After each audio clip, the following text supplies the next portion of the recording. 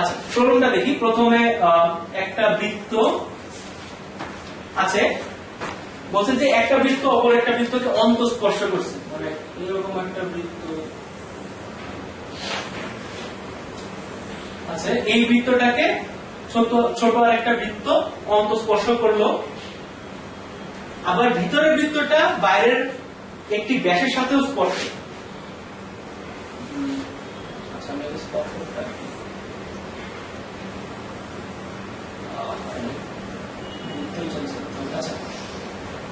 মানে আমার প্রবলেমের ইয়ার সঙ্গে মিল রেখে একটু আমাকে করতে হবে।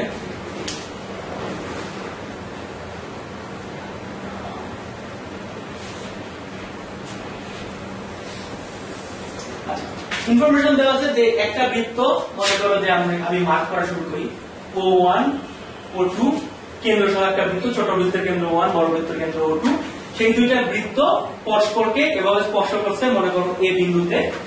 তো স্পর্শক আঁকলাম, সেই স্পর্শক আঁকার পরে বলা আছে যে আবার দুইটা এই O2 থেকে আঁকা স্পর্শক O1 মানে O1 এর এই বৃত্তের উপরে, সেটা এমন ভাবে আছে যেন এই স্পর্শকের সাথে সেটা 60 ডিগ্রি কোণ তৈরি করে। ঠিক আছে, তো আমরা এটারও নাম দিই, মনে করি যে এটা বি বিন্দু। তো এখন প্রমাণ করতে হবে না, যেহেতু ডিভিশনাল প্রবলেম, প্রমাণ করার কোনো কথাই নেই, এখানে মান বের করতে হবে। বলা আছে যে বাইরের বৃত্তর ব্যাসার্ধ 6, মানে বড় বৃত্ত তার ব্যাসার্ধ 6, A02 সমান 6, তাহলে ছোট বৃত্তের ব্যাসার্ধ A1, ওই A01 সমান কত? আচ্ছা এখন এই প্রবলেমটা করার জন্য তোমার মানে আসলে বেশ কিছু জিনিস আগে থেকে জানা থাকলে হয়তো ভালো হয়, যেরকম মানে আসলে সবকিছুতে আগে থেকে জানলে ভালো হয়, তবে পরীক্ষা হলেও বের করা যায়। যেমন এইখানে যেটা হবে সেটা হলো যে O1 O2 সেই বৃত্ত দুটো যেহেতু পরস্পরকে স্পর্শ করছে, সেহেতু তাদের কেন্দ্র এবং স্পর্শ বিন্দু এই তিনটা সব কোলিনিয়ার, মানে একই সরলরেখার উপরে থাকে। এইটা হলো তোমার প্রথম স্টেপ, ছবি আঁকার ক্ষেত্রে বলো বা প্রমাণ, মানে এখানে প্রমাণেরও বেশ কিছু পার্ট আছে সেটা হলো প্রথম স্টেপ। আর দ্বিতীয় স্টেপ আমরা জানি যে সব সময় যে স্পর্শকগুলো সবসময় 90 ডিগ্রি কোণ তৈরি করে ইয়ার সঙ্গে ব্যাসার্ধের সাথে। তো এখানে এই কোণটা 90 ডিগ্রি এবং এটা মনে করো সি বিন্দু, তাহলে এই কোণটাও 90 ডিগ্রি। এর ফলে কি হচ্ছে, এই কোণটা দুইটা, মানে এই ত্রিভুজ আর এই ত্রিভুজ, এই সব দুইটা সমকোণী ত্রিভুজে এই কোণটা আর এই কোণটা সমান, আর এই দুইটা হলো কমন কোণ, তার মানে এই দুইটা সিমিলার। তো এখানে কোণ টোণ সবই সমান, অনুপাত সমান, সবই বোঝা যাচ্ছে। এটা মনে হয় আমার দরকার নেই।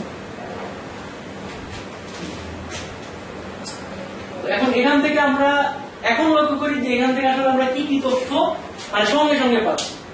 প্রথম কথা হলো যে যেহেতু আমরা এটা জানি এটা 6, মানে A1 সমান 6 এবং 60 ডিগ্রি, আমরা O A B এই ত্রিভুজ সম্পর্কে সব তথ্য জানি, মানে এই AB বাহুর দৈর্ঘ্য কত, এটার দৈর্ঘ্য কত, সবকিছু জানি। আচ্ছা ভালো কথা, আমরা জানি এইখানে যেহেতু এই কোণটার মান 60 ডিগ্রি, যেহেতু 60 ডিগ্রি এবং আমরা একটা সদৃশ ত্রিভুজ বের করে ফেলছি, সো এখান থেকে আমরা বলতে পারি এই কোণটা সমান 60 ডিগ্রি। এটা দিয়ে আমাদের কি লাভ হলো? এটা দিয়ে লাভ হলো যে আমাদের আসলে বের করা লাগবে O1C, কারণ এটাই ব্যাসার্ধ, O1C সমান A1, এই তো। তাই যদি হয়, আচ্ছা এখন আমরা এটা বের করে দেবে। সো আমরা যদি এই ত্রিভুজের কোন একটা বাহুর দৈর্ঘ্য বের করতে পারি, এইটা অথবা এইটা, তাহলে কিন্তু আমাদের পুরো কাজ শেষ। কারণ এটা আমরা কিভাবে বের করতে পারি?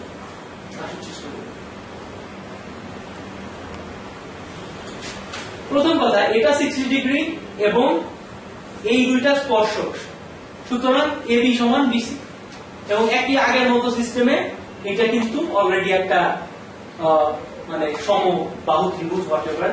সো এই C বিন্দুটা হলো BO2 এর মধ্যবিন্দু। এবং আরো যেটা আছে আমাদের সেটা হলো যে এইটা সমান এইটা সমান এইটা। আবার লক্ষ্য করি, যেহেতু আমরা পেলাম ত্রিভুজ ABC সমান কি বলে এটাকে, ইকুইল্যাটারাল, মানে সবগুলা করে 6 ডিগ্রি, তো তার সবগুলা বাহুর সমান। তো এখান থেকে আমরা পেলাম AB সমান BC, এবং এইটা যেহেতু 90 ডিগ্রি সেই জন্য কি পাচ্ছি, এইটা যেহেতু 90 ডিগ্রি সেহেতু আমরা, এবং এই কোণটা যেহেতু 60 ডিগ্রি, সেখান থেকে একইভাবে বলা যায় যে এইটা আর এই কোণটা সমান, সরি এই বাহু আর এই বাহুটা সমান। কারণ মানে তুমি যদি একটু কষ্ট করে এই কনফিগারেশনটা একটু মানে এটা নিয়ে একটু কাজ করো যে এটা 60 ডিগ্রি হয়, তো তখন এটাও 6 ডিগ্রি হয়, এটাও 6 ডিগ্রি হয়, এটা 30 ডিগ্রি, সো এটা 30 30, সো এখান থেকে খুব সহজেই বের করা যায় যে এই জিনিসটা হবে। তো আমি এই CO2 বাহু নিয়ে এত চিন্তিত করার কারণ হলো যে এটা যদি জানি তাহলে আমি ত্রিকোণমিতির মাধ্যমে সঙ্গে সঙ্গে বের করে ফেলতে পারবো, তাই না? বা নরমাল জ্যামিতি দিয়ে, কারণ 60 ডিগ্রি দেওয়া থাকলে সাধারণত নরমাল জ্যামিতি দিয়ে।